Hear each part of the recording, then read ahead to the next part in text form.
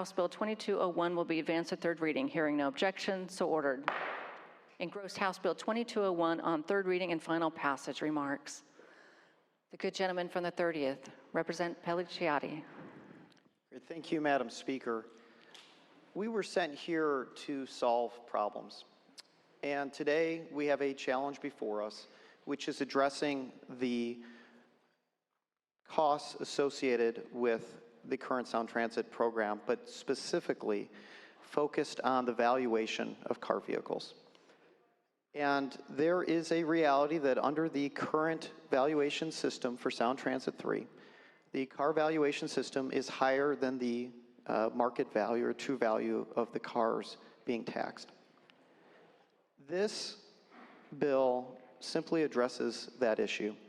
It addresses what is a range of complicated aspects of bonds and bonding that surround it by creating a market value adjustment program that allows for credits to be issued in the amount different between the 2006 schedule that this legislative body created that closely aligns, if not fully tracks, according to the Seattle Times, with Kelley Blue Book values, and the old 1996 valuation MVET system that does not accomplish that same fact.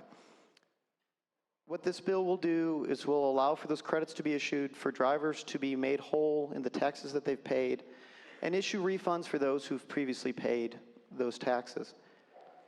It'll ultimately return about $780 million back to taxpayers, but what it'll do, which is just as important, is it will instill a greater confidence of people in government and will keep light rail on track. It will ultimately achieve the will of the voters and will allow for us to do what the people have sent us to do to make sure we're effectuating good government. I urge the passage of this bill. I feel it's an important step in making sure that Sound Transit not only stays on track, but that it also ensures that we, as a legislative body, are serving the needs of the public. I urge the body's passage. Thank you. Additional remarks. The good gentleman from the 44th, Representative Harmsworth. Thank you, Madam Speaker. Last fall, our voters approved one of the largest transportation transit packages in our state's history. And I believe that when they sat down with their ballots and they looked at what it was going to do, they saw some good things in there. And we saw that as a result, and we saw the initiative pass. What I don't think happened, though, is that the material that they had in front of them was as clear as it could have been. And as we've seen over the last few months, voters are outraged about the increases in the tabs that they've seen. They've seen an inflated price of their vehicles that Sound Transit used. It used an older schedule, which it shouldn't have done, which this bill will address by using a 2006 schedule. Now, although that will provide some small relief, which is good, what it won't do is go after the real value of the car. So some of the amendments that we previously offered really went to that issue. The 2006 schedule uses an average of the vehicles because it was created by a previous legislature. The Kelley Blue Book is the real value of your car. So if your car is a lower value and you're on the 2006 schedule, you're going to be paying that average. You're not paying what your car is really worth. So if you have a car like a Dodge Dart, for example, which unfortunately depreciated a lot faster than many other cars, then you'll end up paying a lot more in your MVET tabs because the valuation of that car is a lot higher. And while the 2006 schedule does help a little, it doesn't go far enough. And that's what the genesis of these amendments were about. The doubling of the fee that we had as an amendment for this bill, that was to address the difference there, to try and make that up, to provide real tax relief. Now, the body across the rotunda has another option, which we believe provides real tax relief here. And in all the solutions that we've seen, and we've heard it mentioned this evening already about delivery of these projects, none of these things that we've talked about tonight, the amendments and this underlying bill, prevent these projects from being delivered. What they do is they instruct Sound Transit to restructure its financing in a way that is fairer and more consistent for what the voters thought they were voting on last fall. And so what you'll see from us this evening, Madam Speaker, is a mixed vote. Some of us think that we'll take a little bit here and we'll continue fighting and moving on with this. Other of us just say, look, let's put this down and figure out where we need to go. So I'm concerned that we're not providing the real relief that we need to. I would love to have seen some of these amendments hang, particularly the 0.5 cap as well, which will help some of our lower income folks. But this is what we have this evening. Thank you very much, Madam Speaker. Thank you. Additional remarks. The good gentleman from the 27th, Representative Fye. Thank you, Madam Speaker. You know, there's many of us in this body that every day deal with congestion on our freeways. And the hope of many people across this region, particularly residents of West Seattle, Ballard, Tacoma, and Everett, have been waiting a long time to see light rail. And Madam Speaker, we're in an uncertain world with respect to what we can expect from the federal government in terms of support for highways, for transit. Recent events would give us some reason to be concerned about that. So for someone who comes from a district where the voters in my district have been waiting and waiting and waiting for light rail, just for the chance to be able to get to SeaTac International Airport, their hopes are at risk, even with this bill. But this is a place where we have to find solutions that are going to work, and we can't blithely ignore real issues. And I really appreciate the work that the gentleman from the 30th did and other members of this body to try to come up with something that would see the projects through, but would provide some relief, a relief that can actually be provided constitutionally. And that's why I'm, in some respects, reluctantly, but I think we have a compromise here that will deliver those projects throughout the Puget Sound region. Thank you, Madam Speaker. Thank you. Additional remarks? The good gentleman from the 26th, Representative Young. Thank you, Madam Speaker. I find myself in a position where my district falls just outside the taxing authority of SD3, and as such, I'm not really in the bind of that other representatives find themselves in, where I have to vote against tax relief for my constituents, but instead can really stand up for those voters and those constituents outside of my district by putting pressure on this bill with a no vote. You know, as I noted in committee, with a lot of optimism at the time, I think that we can do a lot better than just what we're provided right here. And as a matter of fact, we know that we can, because there are currently options on the table to do just that, many of them offered by my colleagues sitting right in front of me on the floor.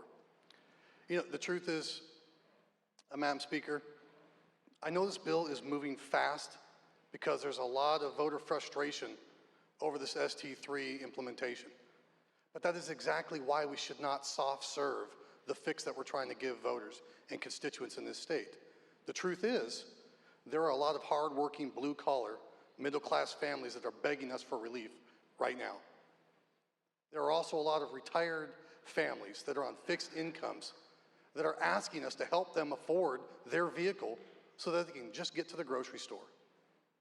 And so my simple ask is that if you're not in an ST3 taxing district, join with us and put pressure on this so that there's greater pressure, there's greater onus to give the voters and the constituents of this state, especially those in the ST3 taxing districts, greater relief. We can do better, and it's our duty, especially if you're not in an ST3 taxing district, to do just that. So I encourage a no vote. Thank you.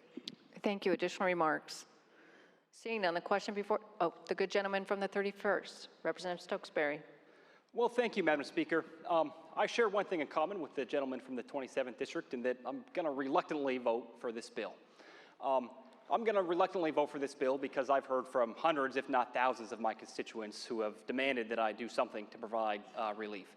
They're struggling to put a roof over their heads and put a meal on their plates, and then they go to renew their car tabs on a 2009 Honda Accord, and they suddenly have to come up with an extra $250.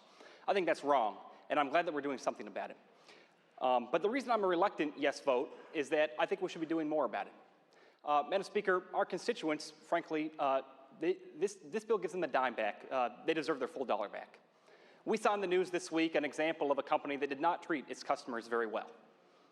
On the other hand, Washington is home to one of, as my wife thinks, the world's greatest companies, and that's Nordstrom. And Nordstrom has developed a reputation for treating their customers fairly and with integrity and not taking advantage of them.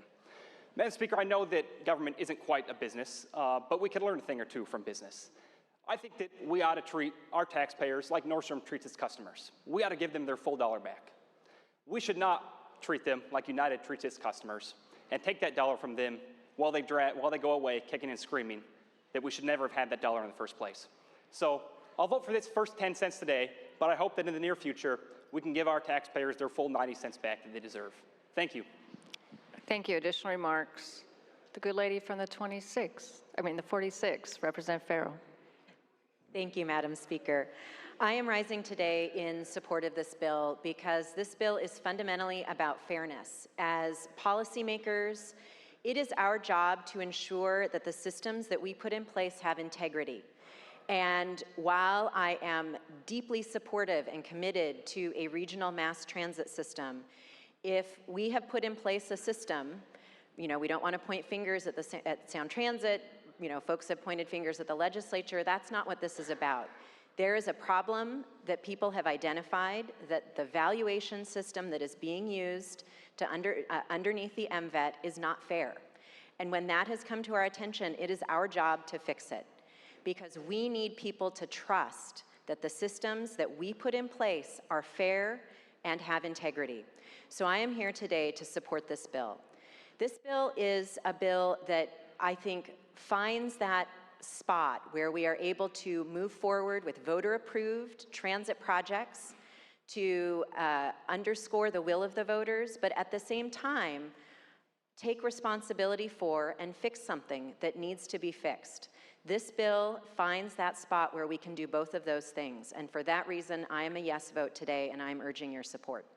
Thank you. Additional remarks? The good gentleman from the 31st, Representative Irwin. Thank you, Madam Speaker. Earlier today, we were whiling away the hours, trying to fill our time, and we were talking about historical quotes. And one of my favorites that was brought up was something that Churchill said, and he was saying it about his competition. He said, "He is a modest man who has much to be modest about." And I love that quote, and I feel the same way about this bill. It doesn't go far enough. It just doesn't go far enough. The proposals that we had earlier would give an additional $100 back per year on a 2013, 2014 Honda Accord. This bill just doesn't go far enough. The reason we're here, the reason we're discussing this at 9 o'clock at night is because the entire ST program has lost all legitimacy with the voters under ST3. This bill is being run in the exact same way that ST3 was. It's slammed in last minute, after normal cutoffs, after everything is said and done, in the dead of night, without everybody fully understanding what's going on. It doesn't go far enough, and this is exactly... For what purpose do you rise? Madam Speaker, I do not think that the current speaker is engendering debate. And so I rise for a point of order on that. This is, okay, so this is. So turn it off.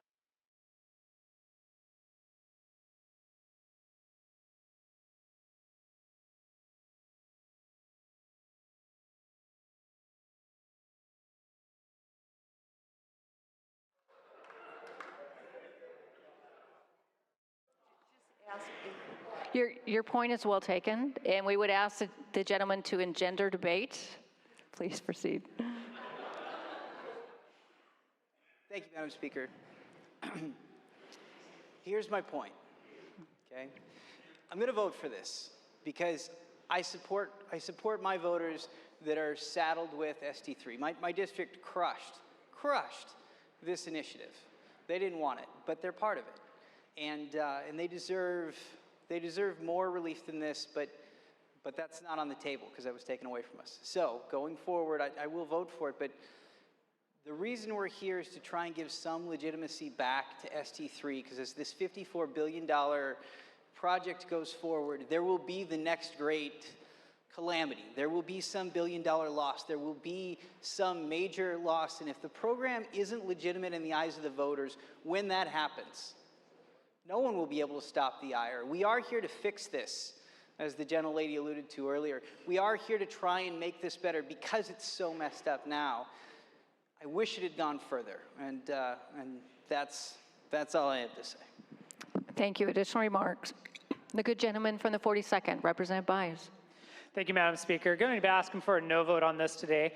And I find it very interesting that we're bringing this bill forward because while we were adopting amendments, we were told, well, we cannot adopt these amendments because they would change what the voters approved. We kept hearing, we can't adopt this amendment because the voters approved X, Y, and Z over here. We can't adopt this amendment because the voters approved this. This is a voter approved, even in the scoping. Mr. Speaker said the voter approved initiative. And yet the bill we're looking at here changes what the voters approved on. We're changing the voter approved when we were just told in the amendments we can't change the voter approved. Oh, it's just mind-boggling how we can have that one instance, it's okay to change the voter in this bill, but in another where we're actually making things better, we're not able to change the will of the voter. Asking for a no. Thank you. Additional remarks. The good gentleman from the 34th, Representative Fitzgibbon. I feel compelled to rise.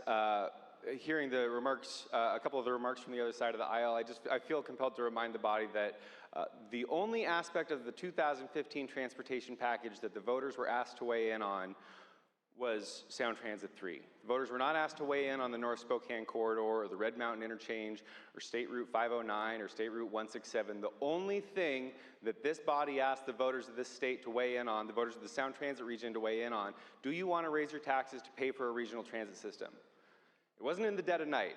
I heard the gentleman from the 31st say that was in the dead of night. As I recall, that was a thoroughly debated political campaign that 54% of the voters, 717,000 voters in the Puget Sound region said, yes, we know this is going to cost a lot of money, but we think it's worth it. We're stuck in traffic and we're sick of that. That's the only thing in the 2015 transportation package that the voters had, that we said this is only going to go into effect if we ask the voters to weigh in on this. And they did. They wanted a completion of a regional transit system. And here we are today. We have a solution on the House floor to both lower people's car tabs a little bit and to continue to provide for the completion of that regional system. 50 years ago, or 49 years ago in 1968, 59% of the voters in King County voted for forward thrust to build a regional transit system then. It required a 60% majority, so it failed. 59%. 50 years we have been waiting to say, in my district, when are we going to have a rail connection to West Seattle? When are we going to have a transit connection that doesn't screw everybody's life up the minute a fish truck or a butane truck overturns on the West Seattle Bridge or on the Alaskan Way Viaduct or on I-5? We're finally going to get it. People in my district are thrilled about that, and they're not excited that we might jeopardize those projects. And I'm reassuring them the bill that we have before us is a bill that's going to enable us to complete that regional system and provide you a little bit of relief on your car tabs. I think that's a win-win, and I'm excited for it, and I hope you'll vote yes with me today. Thank you. Additional remarks. The good gentleman from the 15th, Representative Taylor. Thank you, Madam Speaker. You know, in my time here, I've watched this body take on emergent issues that during the course of the session, they sometimes start before the session, but they really percolate and it generates hundreds and thousands of emails that I'm sure we're all getting. And while I'm voting no today, because frankly this doesn't go nearly far enough, I do applaud the body for taking on the issue, to stepping up, addressing the concerns of the public. They're concerned, and I think we should be proud of the fact that we're responding. I'm hopeful that in the next 11 days, that we take that very same approach to another emergent issue facing Washington State, the Hearst decision. Let's learn from this and address the issues for all of Washington. Thank you. Additional remarks. The good gentleman from the 20th, Representative Orcutt. Thank you, Madam Speaker. And just to provide a little bit of clarification, I think the gentleman, or at least what I understood the gentleman from the 31st to be saying when he was talking about the dead of night was the bill that's being passed right now. It is, in fact, dark outside. So I think that's what it was. It wasn't necessarily what was going on with the campaign for the ST3 back last fall. I've heard it said that this is a win-win, but when I look at my emails, and I don't live anywhere near the ST3 area, and when I look at my emails, I've still got people coming in saying, no, this is not a win-win. This is still lacking fairness, and I also heard that term used, that this bill is about fairness and integrity, and I can tell you it's not about fairness. I deal with appraisals in my daily life, and I understand that when you look at a fair market value, it's what people are willing to pay for something. It's what a knowledgeable buyer and a knowledgeable seller are willing to come to terms on and complete a sale. And that's not what we have in this bill. If we had Kelley Blue Book or if we had NADA, then that would be reflecting what was actually fair. And if you don't have that fairness, you don't have the integrity. The fairness and integrity that could have been in that bill is sitting on that shelf in all of the amendments that have been rejected tonight. And we talk about what the people in the Puget Sound region wanted and the ST3 region wanted. I can't ignore, I understand that, yes, I have to take a look at the vote and how many people voted for it, but I can't ignore the number of people who are emailing all of us in this chamber and saying, this is not what we were signed up for. This is not what we voted for. We were misled as to what this was going to actually cost us. And now that they know what it's actually going to cost us, their decision is different. And they're asking us to fix that for them. And what they're telling us is, this doesn't fix it for them. Is it better than us doing absolutely nothing? Yes, by a little bit. But it doesn't fix the problem. It doesn't bring fairness, and therefore, it doesn't have the integrity that's been implied here tonight. I'm going to support it because it does bring some relief. But let's not be under any misconception that this solves the problem, because it doesn't. There is much more work that still needs to be done. Thank you. Additional remarks? The good gentleman from the 31st, Representative Stokesbury. Well, thank you, Madam Speaker. The good gentleman from the 34th District pointed out that there's a number of people that passed Sound Transit 3, and that we ought to respect the will of the vote, and that that campaign was not indeed conducted in the dead of night, so we ought to respect that vote. Well, I wanted to point out a few things, Madam Speaker. 48 of us sitting on this body tonight represent voters who had the ability to vote yes or no on ST3. And of those 48 of us, 28 of us represent constituents who, on average, more of them said no to ST3 than yes. And so I want to talk a little bit about my district, the 31st District, which is one of 14 legislative districts that rejected Sound Transit 3. We have 55,000 voters in my district that also live in the Regional Transit Authority, and 63% of them voted no. So we are trying to fix something that 63% of my constituents didn't want.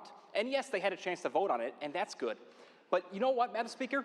They never once had a chance to say if they wanted to be in the Regional Transit Authority in the first place or not.